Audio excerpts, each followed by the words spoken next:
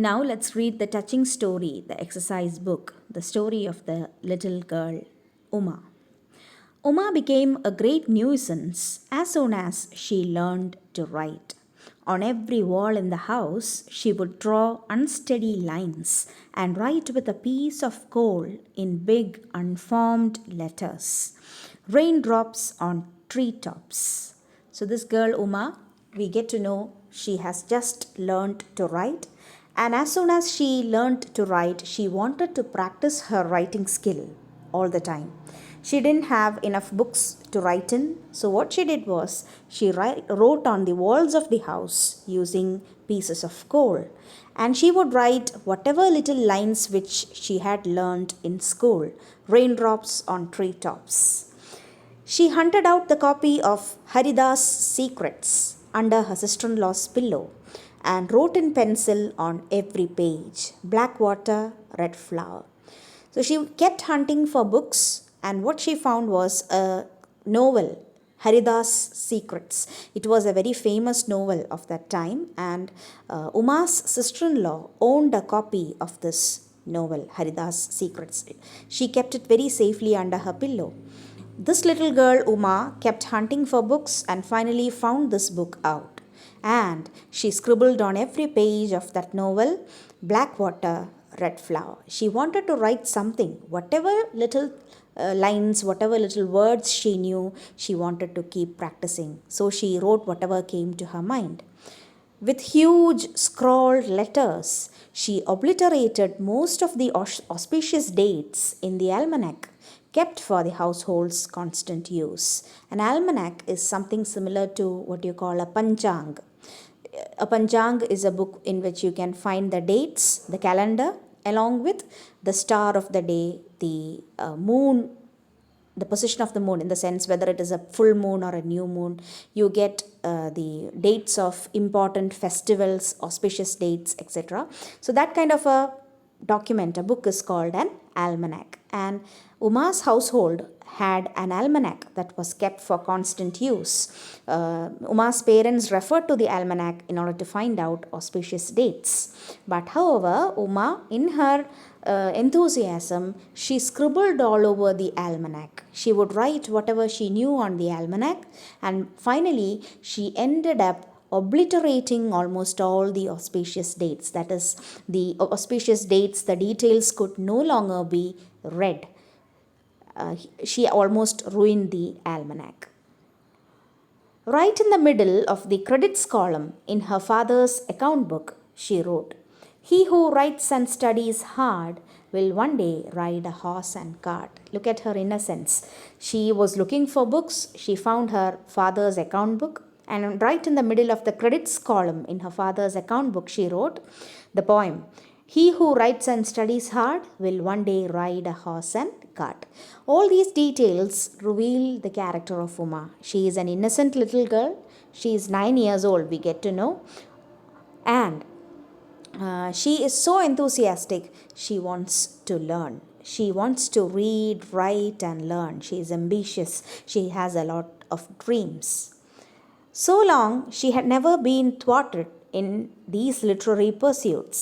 But in the end, one day, there was a major disaster. So long, she wrote on the walls, nobody scolded her. She scribbled on the almanac, she was not scolded, she was pampered. She even wrote in her father's account book, she was not scolded much.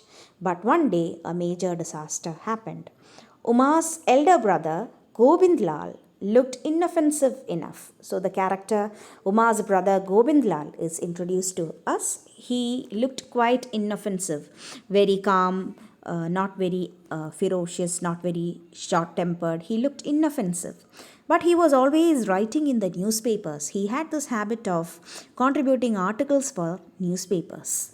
Listening to him talk, not one of his relatives or neighbors would ever think him capable of deep thought. He looked rather unintelligent, and after listening to him talk also, people wouldn't think that he was a very deep thinker. Nobody would consider him as capable of deep thought. And indeed, no one could ever accuse him of thinking on any subject. but he wrote. Here, the author is indirectly making fun of Govind Lal. He never thought in depth on any subject, but still he wrote in newspapers. He got the opportunity to write, and his articles were accepted in newspapers. And his views coincided entirely with those of most readers in Bengal. And the most important part is that his articles were very popular, even though he never thought in depth on any subject. His views coincided with the popular views held by people in Bengal. His views coincided. That means his views were the same as the majority of the readers in Bengal. Here, the author is indirectly taking a dig at the society of Bengal as well as the newspapers and the articles published in the newspapers. He says that even a person without much deep thought could write in the newspaper, could contribute articles to the newspaper, and he would also be very popular among the readers of Bengal. So the writer is the author of this story, Rabindranath Tagore, is telling us that the general intellectual level of the society was not very appreciable. They could easily be led, or they could easily be pleased by writers like Govind Lal.